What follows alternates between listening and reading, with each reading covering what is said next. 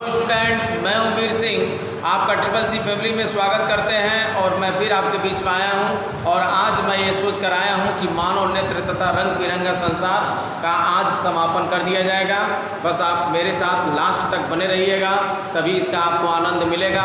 और अभी तक आप अगर चैनल को सब्सक्राइब नहीं किया तो चैनल को ज़रूर सब्सक्राइब कर लीजिएगा, बेल आइकन भी दबा दीजिएगा, साथ ही साथ लाइक्स करिएगा, कमेंट्स कर दीजिएगा और अधिक से अधिक शेयर कर दीजिएगा। ठीक है, तो आइए बात करते हैं वायुमंडलीय अपवर्तन के बारे में। मैं इसके पहले वाले लेक्चर में वायुमंडलीय अपवर्तन के बारे में मैं बता चुका हूँ कि पृथ्वी के वायुमंडल के कारण होने वाले प्रकाश के अपवर्तन को हम क्या कहते हैं? वायुमंडलीय अपवर्तन कहते हैं। आपसे पूछा जाए कि वायुमंडलीय अपवर्तन है क्या, आप कहिएगा कि पृथ्वी के वायुमंडल के कारण, पृथ्वी पर क्या होते हैं? वायुमंडल पाया जाता है। तो पृथ्वी के वायुमंडल के कारण होने वाले अपवर्तन को हम क्या कहते हैं? वायुमंडलीय अपवर्तन कहते हैं। मैं इसकी परिभाषा इसके पहले मैं लिखवा चुका हूँ, इसके आगे की कहानी मैं बताने चल रहा हूँ। अब वायुमंडलीय अपवर्तन की घटनाओं से, ये घटना से क्या होता है?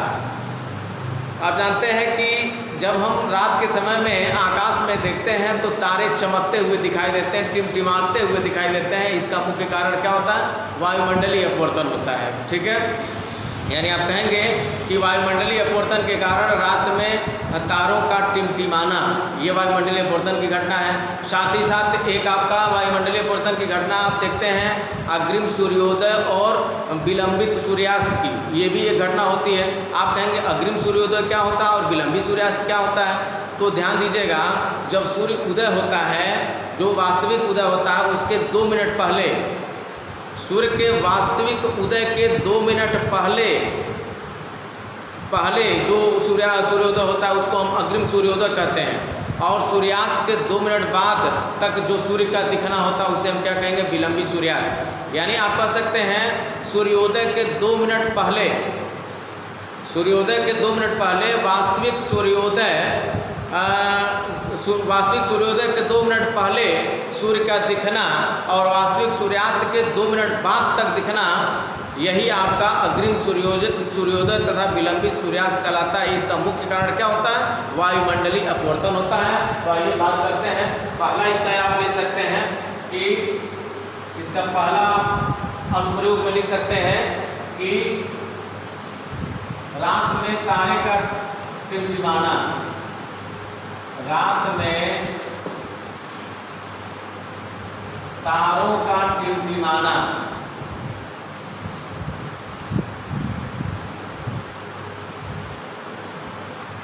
रात में तारों का टिमटिमाना वायुमंडलीय अपवर्तन के कारण होता है।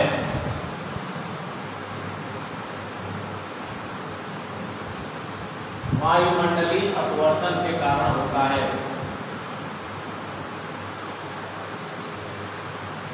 यानी आपसे कोई पूछे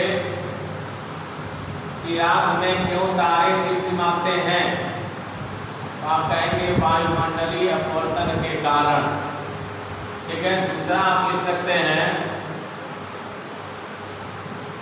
अग्रिम सूर्योदय एवं विलंबित सूर्यास्त, अग्रिम सूर्योदय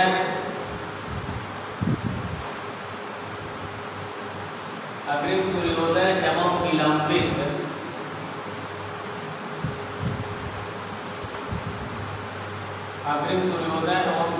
सूर्यास्त।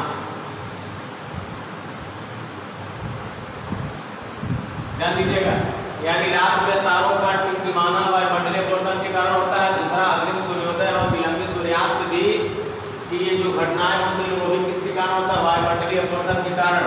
इसके बारे में थोड़ा सा हम लिख देते हैं, लिखेंगे कि वायुमंडलीय अपवर्तन के कारण,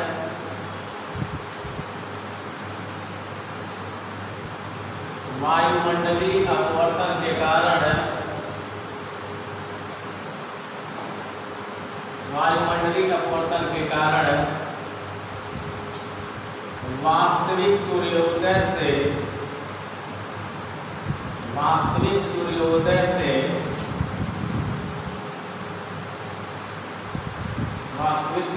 से 2 मिनट पहले,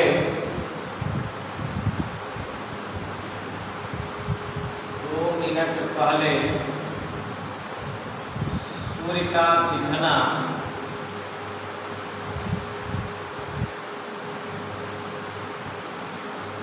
ध्यान दीजिएगा, वायुमंडलीय अपवर्तन के कारण वास्तविक सूर्योदय से 2 मिनट पहले सूर्य का दिखना क्या कहलाता है? अग्रिम सूर्योदय। क्या कहलाता है? अग्रिम सूर्योदय। अग्रिम सूर्योदय।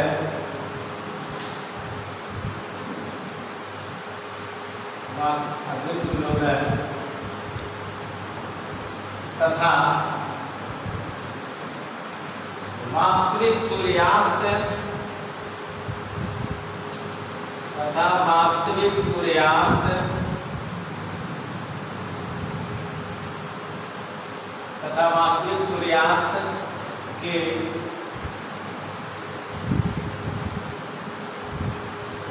2 मिनट बाद तक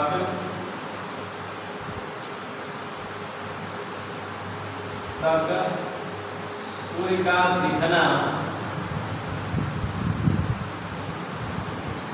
2 मिनट बाद तक सूर्य का दिखना विलंबित सूर्यास्त कहलाता है। विलंबित सूर्यास्त कहलाता है। सूर्यास्त कहलाता है।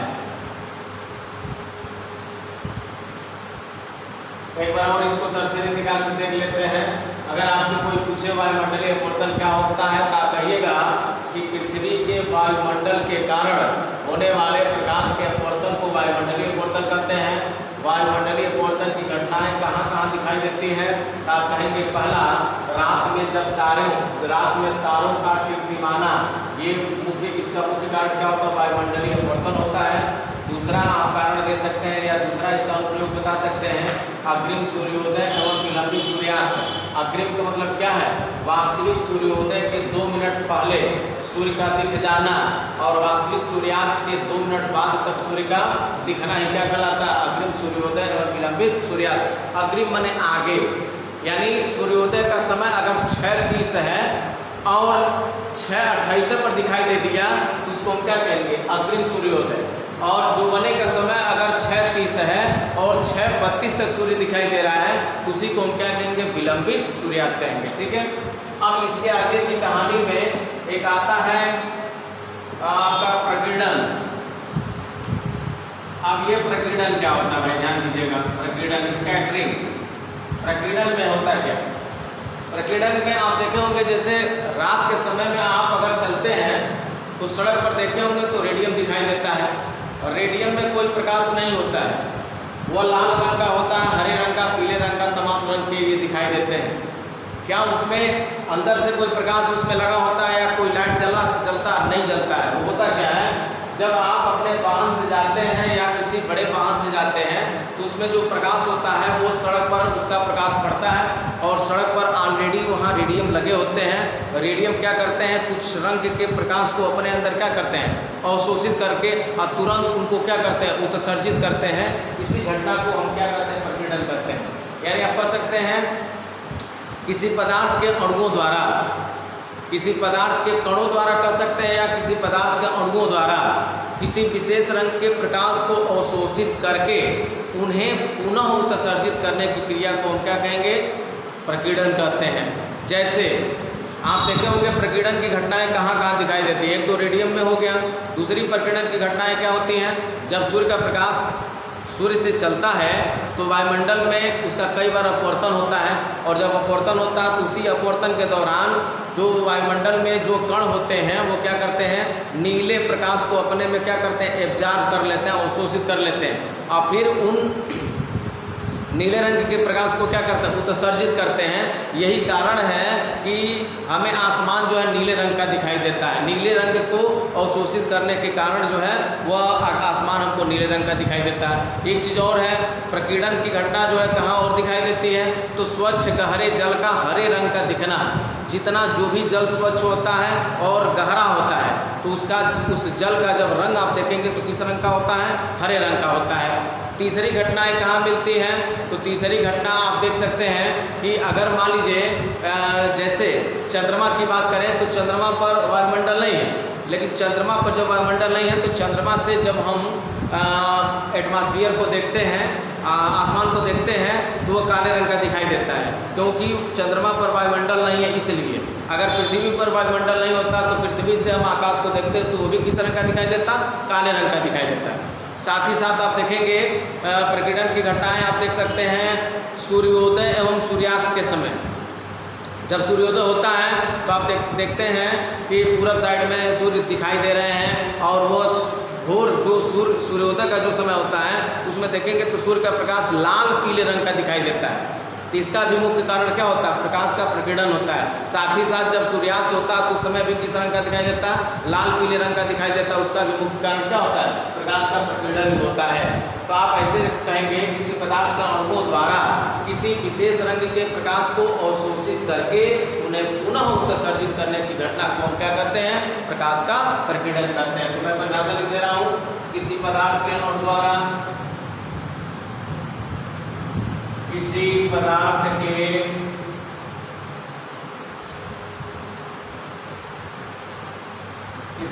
के अणु द्वारा विशेष रंग के प्रकाश को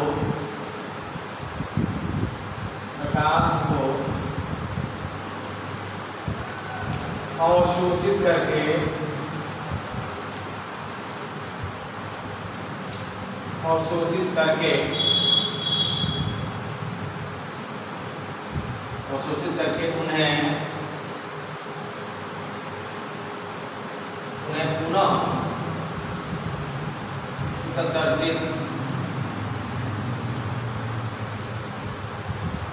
उन्हें पुनः उत्सर्जित करने की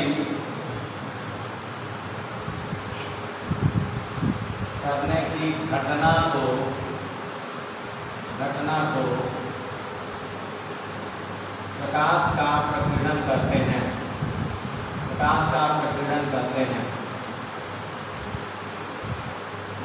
प्रकाश का प्रकीर्णन करते हैं। ठीक है, और इसी में आपका एक टिंडल प्रभाव भी होता है। प्रकीर्णन के कारण ही टिंडल प्रभाव की घटनाएं होती हैं।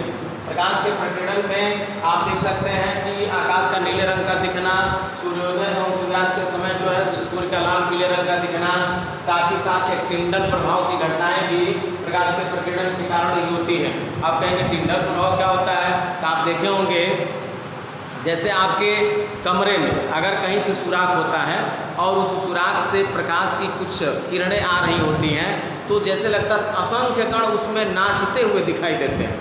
जैसे मान लीजिए कोई प्रकाश आ रहा है बाहर से और आपके दीवार में, आपके घर के मकान में या सुराख है, तो उसमें देखेंगे तमाम जैसे जब वो प्रकाश आता है तो पहले प्रकाश का सुराख कम होता है, लेकिन जो वो अंदर आता है तो उसका आकार बढ़ता जाता है। उसमें देखेंगे असंख्य कण जो है नाचते हुए दिखाई देते हैं। वही जो घटना है उसी घटना को हम क्या कहते हैं, टिंडल प्रभाव कहते हैं। साथ ही साथ टिंडल प्रभाव की घटनाएं और कहाँ दिखाई देती हैं, अगर आप किसी जंगल में चले गए और जंगल में देखेंगे अगर आसमान को चीरता, माने उनके जंगल में जो वृक्ष हैं उनके पेड़ों के झरोखे से कहीं कोई प्रकाश आता है तो उसमें भी देखेंगे असंख्य सूक्ष्म कण नाचते हुए दिखाई देते हैं। और ऐसा इच्छा करता है कि आप उसको पकड़ सकते हैं, लेकिन जब आप उसको पकड़ते हैं तो कोई कण दिखाई नहीं देता है। यही घटना क्या कहलाती है, टिंडल प्रभाव।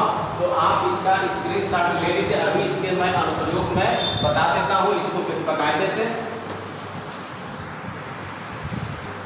अब अगला नंबर इसमें आता है प्रकाश के प्रकीर्णन के अनुप्रयोग, यानी प्रकाश के प्रकीर्णन के अनुप्रयोग में क्या क्या आप इसको वेरीफाई कर सकते हैं। तो पहला होता है टिंडल प्रभाव, यानी टिंडल की जो टिंडल प्रभाव की जो घटना दिखाई देती है वह क्या होता है, प्रकाश के प्रकीर्णन के कारण होता है। ध्यान दीजिएगा, टिंडल प्रभाव आप 9th में भी पढ़े होंगे। जब किसी कोलाइडी विलन से प्रकाश को गुजारा जाता है तो वह एक शंकु का निर्माण करती है, और इसी घटना को हम क्या कहते हैं, टिंडल इफेक्ट कहते हैं या टिंडल प्रभाव कहते हैं। या इसको सिंपल तरीके से भी आप जान सकते हैं, जो कोलाइडी कण है, कोलाइडी कण में आपका हो सकता है धुआं हो गया, धूल कण हो गया। जब धुआं हो गया, धूल कण यानी इन कणों से जब प्रकाश का प्रकीर्णन होता है इसी घटना को टिंडल प्रभाव कहते हैं। शॉर्टकट में परिभाषा बता रहे हैं, इसकी परिभाषा लिख सकते हैं। कोलाइडिक कणों, कोलाइडिक कणों, कोलाइडिक कणों में मतलब क्या क्या, धूल कण, जैसे आप कह सकते हैं धूल के कण, धूल कण हो गए धूम्र, धूम्र, कोलाइडिक कणों पुस्तक में धूल कण धूम्र के प्रकीर्णन को, के प्रकीर्णन की घटना, प्रकीर्णन की घटना को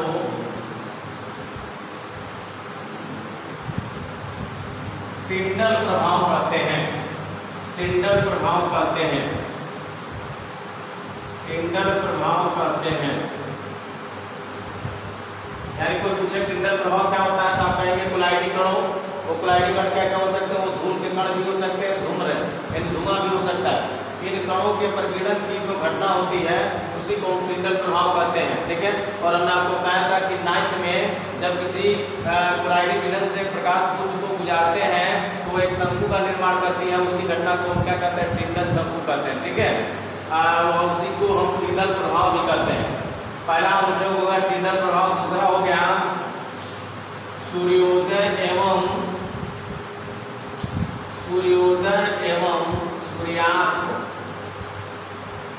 सूर्योदय एवं सूर्यास्त के समय, सूर्यास्त के समय, सूर्योदय एवं सूर्यास्त के समय सूर्य का लाल पीले रंग का, पीले रंग का दिखना,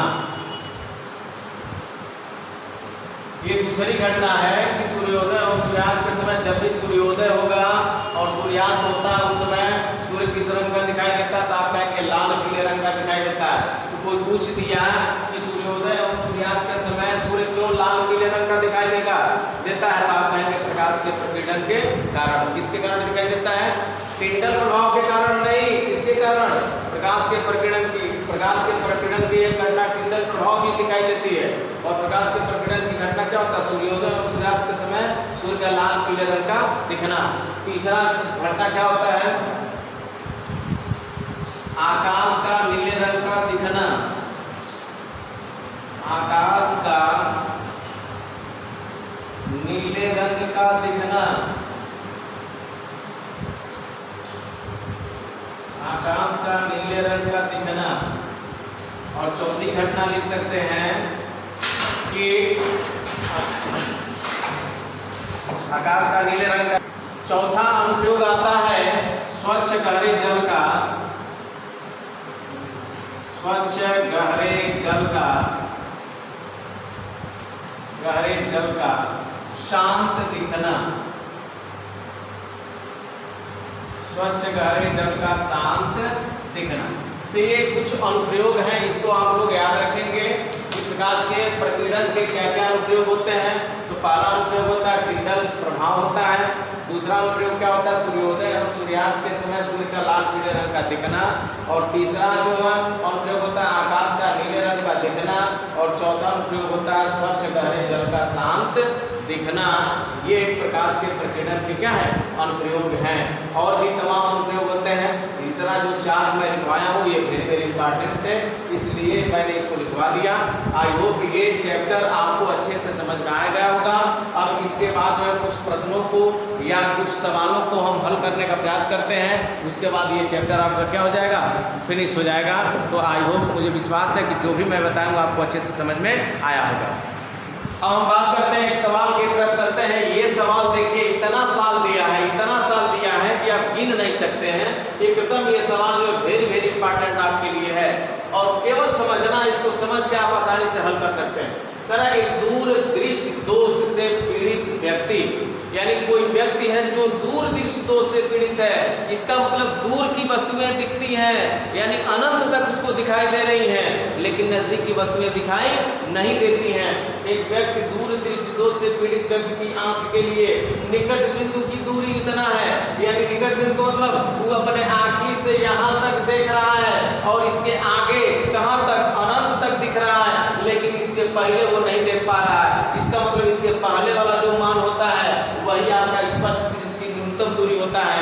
इसका मतलब यह है कि अगर उसके पहले अगर कोई वस्तु हो तो वह कैसे देखेगा, तो अगर 0.50 मीटर के पहले की वस्तु को देखना है तो उस व्यक्ति को उत्तल लेंस लगा हुआ चश्मा दिया जाएगा, जिससे 25 सेंटीमीटर की दूरी पर स्थित वस्तु का प्रतिबिंब कितनी दूरी पर बने, जैसे लगे कि 0.5 मीटर की दूरी से आता हुआ प्रतीत हो रहा है और वह वस्तुओं को आसानी से देख सके। तो कहने मतलब ये जो मान देख रहे हैं वो भी का मान जो दिखाई देता वही भी का मान है। तो भी का मान देखेंगे और हमने आपको बताया था कोई भी दोष हो, चाहे निकट दृष्टि दोष हो, जो चाहे दूर दृष्टि दोष हो, हमेशा u और v के मान किस में रखेंगे, माइनस में रखिएगा।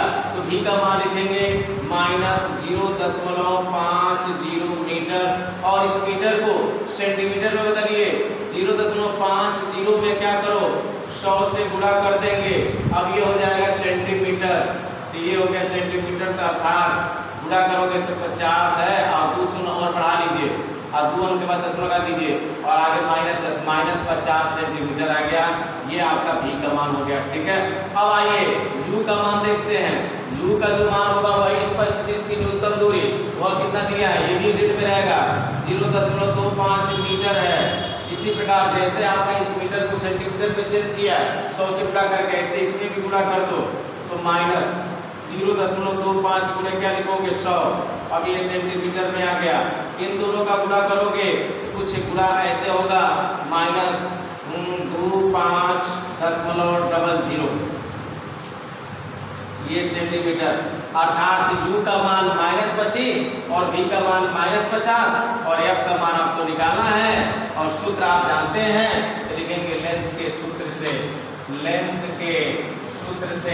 लेंस का सूत्र क्या कहता है, लेंस का सूत्र ई कहता है कि 1/f बराबर 1/v माइनस 1/u और 1/f बराबर v का मान देखिए, v का मान -50 आया है तो 1/ क्या लिखोगे -50, माइनस का चिन्ह है, u का मान e -25 आया है तो 1/ क्या लिखेंगे -25।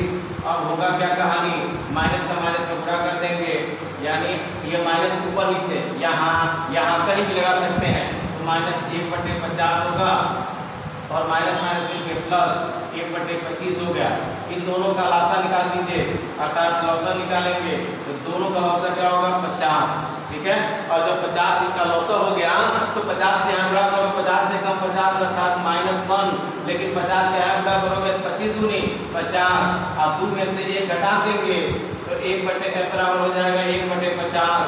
व्युत्क्रम कर लेंगे तो यहाँ लिख सकते हैं यह बराबर कितना 50 सेंटीमीटर, यही आपका फोकस दूरी होगा। तैयारी कर रहा है कि लेंस की प्रकृति, तो लेंस की देखिए यह का मान धनात्मक आया है, इसका मतलब लेंस उत्तल होगा। अगर लेंस का मान फोकस दूरी ऋणात्मक आता तो इसका मतलब अवतल लेंस होता है। यहाँ यह का मान धनात्मक आया है तो उत्तल लेंस की प्रकृति उत्तल होगी, फोकस दूरी 50 सेंटीमीटर होगी और इसकी क्षमता निकाल लीजिए। क्षमता क्या होता है भाई, हमने क्षमता का 2 सूत्र बताया है। E बराबर एक तो हमने जब मीटर में बताया था, जब फोकस दूरी मीटर में होती है तो P बराबर 1/f मीटर होता है, लेकिन फोकस दूरी सेंटीमीटर में है तो फोकस दूरी जब सेंटीमीटर है तो क्षमता का सूत्र होता है P बराबर 100/f सेंटीमीटर में। अब यह किसमें है, सेंटीमीटर में दिया ही है तो यह का मान देखेंगे कितना है 50 है और 50 से इसको काट दीजिए, 50 दूनी 100 अर्थात P का मान आ गया 2 डायोप्टर, या लिख सकते हैं डायोप्टर।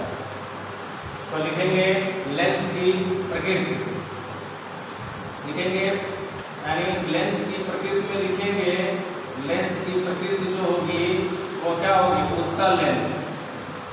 लेंस की प्रकृति उत्तल लेंस व लेंस की फोकस दूरी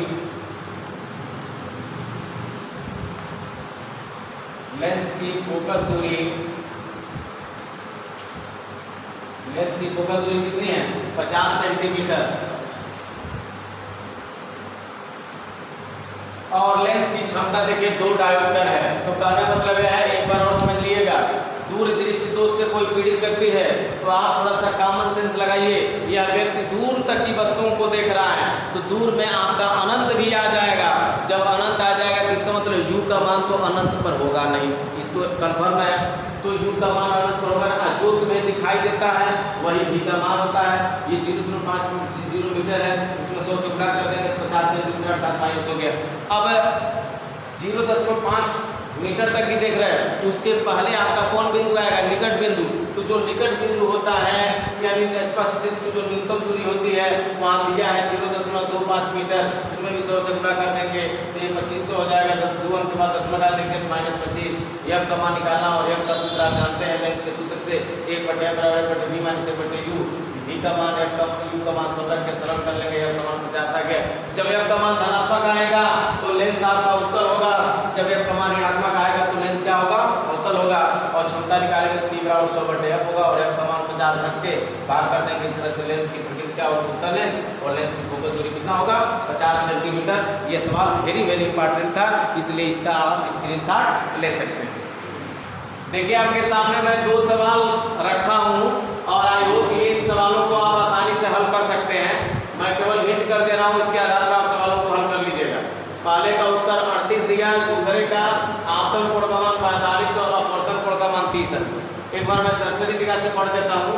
करा ये देखिए 1.5 अपवर्तनांक वाले, अपवर्तनांक को किसे लिखते हैं? स्मॉल n से। तो n का मान 1.5 दिया है। प्रिज्म का कोण, प्रिज्म कोण को किसे लिखते हैं? a से। तो प्रिज्म के अंततः विचलन कोण यानी डेल्टा m का मान निकालना है। तो पहले में देखिएगा n का मान दिया है 1.5 और प्रिज्म कोण a का मान कितना दिया? 60 और निकालना क्या? Delta m। Question mark. आप बताइए कोई ऐसा सूत्र पढ़े हैं क्या जिसमें n हो, a हो, डेल्टा m हो? आप कहेंगे हाँ जरूर पढ़े हैं। n बराबर क्या पढ़े हो? sin a plus delta m बटे 2 बटे साइन a बटे 2 बटे साइन a बटे 2। अब इसमें n का मान अगर आप रखते हैं, n का मान क्या रखोगे? 1.5 रखोगे बराबर साइन a का मान क्या है? a का मान 60 है प्लस डेल्टा m बटे 2 बटे फिर साइन a का मान 60 रखोगे, 2 से भाग करोगे तो कट जाएगा कितना? 30। फिर ये गुणा कर दीजिएगा, 1 से गुणा करोगे तो यही आएगा। साइन क्या आएगा? 60 प्लस डेल्टा m बटे 2 बराबर, और यहाँ 1.5 का गुणा किस में होगा? साइन 30 अंश में होगा। तो साइन 30 अंश से उतार देंगे। अब आप क्या लिख सकते हैं? Sine a plus delta m बटे 2 बराबर साइन 30 अंश का मान होता है 1/2। 1.5 पूरे हो जाएगा 1/2 और 2 से इसमें भाग करेंगे तो sine a plus delta m बटे 2 तो दिख रहा है बराबर 2 से भाग करेंगे तो 0.75 आएगा। और 0.75 का मान क्या है? 0.75 का मान क्या लिखेंगे? साइन 49 अंश। इसके जगह 0.75 के जगह हम क्या लिख सकते हैं? साइन 49 अंश। यहाँ लिखेंगे साइन 49 अंश sine a plus delta m बटे 2 बराबर लिख देंगे साइन 49 अंश। और हमने आपको बताया था तुलना करने का तरीका, जब हई इनके बराबर तो हई कोणवा इनके बराबर, अर्थात a प्लस डेल्टा m बटे 2 और बराबर कितना? 49। क्रिया गुणा कर दीजिए। अच्छा क्रिया गुणा करेंगे तो 1 से गुणा करोगे क्या आएगा? a प्लस डेल्टा m बराबर 49 गुनी 49 को तुम्हें करेंगे क्या होगा? 98। और इस डेल्टा m का मान निकालना है तो डेल्टा m बराबर हो जाएगा 98 माइनस का a, और a का मान क्या था? a का मान वहाँ भी रख दीजिए। a का मान 60 रखेंगे तो 98 माइनस 60 अर्थात कितना आ गया? 38। ठीक है, ये डेल्टा m का मान तो पहला हमने लगा दिया। अब कहा कि दूसरे सवाल में प्रिज्म कोण 60 अंश दिया है, a का मान 60 दिया है और जब 60 अंश दिया तो अल्पतम स्थिति में आपतन कोण का सूत्र क्या होता है? आपतन कोण का I बराबर यही उतार दीजिएगा। आई बराबर क्या होता है ए प्लस डेल्टा एम बटे 2, ए प्लस डेल्टा एम बटे 2। यहाँ देखिए कि विचलन कोण भी दिया है, ए का मान 60, डेल्टा एम का मान 30 और आपतन कोण का सूत्र हो जाएगा आई बराबर ए प्लस डेल्टा एम बटे 2। ए की जगह 60, डेल्टा एम की जगह 30 रखेंगे और 60 में 30 जोड़ के 90 में 2 से भाग करोगे कितना आएगा 45 आएगा आई का मान। और आर का मान निकालना होगा तो यह कोण लेते हैं। आर बराबर किसके लिखवाए हैं ए बटे 2 के, ए का मान 60, 2 से भाग करोगे 30 यानी ए का आर का मान 30 हो जाएगा। ठीक है, तो आई होप ये सवाल भी आपका कंप्लीट हो गया। अब इसके अतिरिक्त कुछ और भी सवाल आप लोग अपने किताब के प्रश्नों से आप हल कर सकते हैं और आसानी से उनको आप समझ के लगा सकते हैं और आपको कहीं भी इसके बाद अब सवालों को हल करने में कहीं दिक्कत नहीं आएगी। फिर हम लोग मिलते हैं नए उत्साह के साथ, तब तक के लिए थैंक यू।